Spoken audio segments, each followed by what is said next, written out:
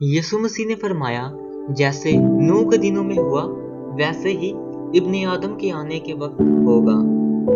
ये अल्फाज हमें हजारों साल पीछे ले जाते हैं, उन दिनों में जब जमीन पर ऐसी मखलूक आई जो ना इंसान थी ना फरिश्ता, बल्कि दोनों का एक पुरअसरार इम्तिजाज। ये कहानी है नफालीम की, जब्बारों की, जो जमीन को जुल्म, फसाद और खौफ में मुब्तला कर गए। आज हम जानेंगे कि नफालीम कौन थे, कहां से आए और कैसे उनका खात्मा हुआ। साथ ही देखेंगे कि ये कहानी आज के दिनों से कैसे जुड़ी हुई है। जब आदम और हवा ने दुनिया में कदम रखा तो जमीन पर इंसानियत की इब्तिदा हुई, लेकिन जल्द ही जमीन पर दो नस्लें बन गईं। काइन की नस्ल जो बगावत और जुल्म में बढ़ गई, तीत की नस्ल जो खुदा के खौफ में जिंदगी गुजारने की कोशिश करती रही। लेकिन वक्त के साथ साथ दोनों नस्लों के माबेन तल्कात बढ़ने लगे और गुनाह जमीन को घेरने लगा। पैदाइश 6 बाब 2 आयत में लिखा है, तो खुदा के बेटों ने आदमी की बेटियों को देखा कि वो खूबसूरत हैं, और जिनको उन्होंने चुना उनसे ब्याह कर लिया। ये खुदा के बेटे कौन थे? अक्सर उलमा का ख्याल है कि ये गिरे हुए फरिश्ते थे जो खुदा के आसमान से जमीन पर आए। वो इंसानों की औरतों से शादी करके एक गैर नस्ल पैदा करना चाहते थे।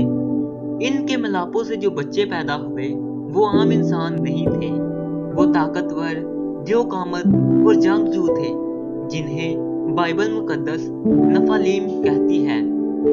नफालीम का मतलब है गिरे हुए या जमीन को ढहाने वाले। वो अपनी ताकत और जुल्म से जमीन पर हुकूमत करते थे। नफालीम की आमद से जमीन पर खौफ, खूनरेजी और बगावत फैल गई। लोग इनसे डरते, वो कमजोरों को कुचलते और खुदा के कवानीन को तोड़ते। खुदा ने जमीन की हालत को देखा और अफसोस किया। खुदा ने फैसला किया कि जमीन को एक तूफान के जरिए साफ किया जाए। इसलिए खुदा ने नूह को चुना, जो खुदा का वफादार बंदा था। नूह को हुक्म मिला कि वो एक कश्ती बनाए ताकि वो इसका खानदान इस तबाही से बच सके। जब तूफान आया तो जमीन के तमाम नफालीम डूब गए। इनकी ताकत और अजमत का अंजाम मिटना था। नूह और इसके खानदान को खुदा ने बचा लिया। बुक ऑफ एनोक, जो बाइबल के गैर कलामी मतन में से एक अहम किताब है, नफालीम और गिरे हुए फरिश्तों की तफसील देती है। ये किताब बताती है कि गिरे हुए फरिश्ते इंसानों को बहुत सी ममनुआ चीजें सिखाई, जैसे जादूगरी, फल्कियात और जंग की महारतें। ये फरिश्ते जमीन पर बदी के वसी जाल के जिम्मेदार थे। गिनती की किताब उसका 13 बाब 33 आयत मुकद्दसा में लिखा है, और हमने वहां बनी इनाक को भी देखा जो जब्बार हैं और जब्बारों की नस्ल से हैं, और हम तो अपनी ही निगाह में ऐसे थे जैसे टिड्डे होते हैं, और ऐसे ही उनकी निगाह में थे। ये जाहिर करता है कि नफालीम की नस्ल तूफान के बाद भी कहीं ना कहीं मौजूद रही। इनाक के बेटे बहुत बड़े और ताकतवर थे। रफाइम भी एक बेकामत नस्ल थी, जिनका जिक्र बाइबल मुकद्दस में कई जगह आता है। ये लोग कनान की जमीन पर आबाद थे और बनी इसराइल को शदीद खौफजदा करते थे। जब इसराइल ने वादा की सरजमीन पर कब्जा करना शुरू किया तो इन्हें इनाक के बेटों और रफाइम से मुकाबला करना पड़ा। ये लड़ाइयां बड़ी और खौफनाक थीं।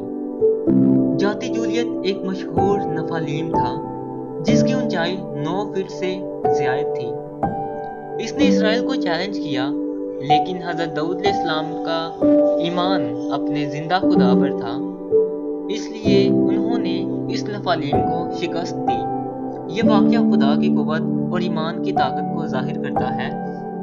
बाइबल मुकद्दस में इफिसियों उसके 6 बाब 12 आयत में कुछ यूं मरकूम है, क्योंकि हमें खून और गोश्त से कुश्ती नहीं करना है, बल्कि हुकूमत वालों और अख्तियार वालों और इस दुनिया की तारीखी के हाकिमों और शरारत की उन रूहानी फौजों से जो आसमानी मकामों में है।